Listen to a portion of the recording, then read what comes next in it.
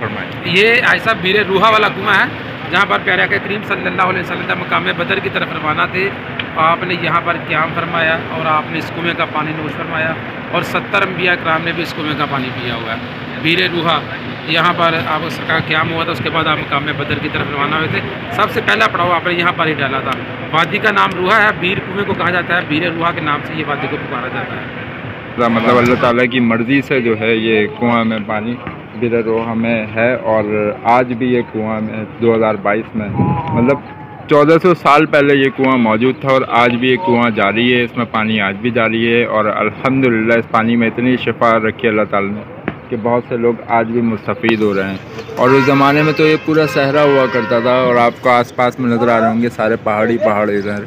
और इस जगह पे गर्मी बहुत ज़्यादा है। गर्मी होने के साथ साथ जो है अल्लाह ताला की करनी देखिए, अल्लाह ताला की जानिब से देखिए कि कितनी खूबसूरत बात है कि अल्लाह ताला की मर्ज़ी से ये कुआं आज भी जारी है, 1400 साल बाद भी जारी है और ता क़यामत जारी रहेगा।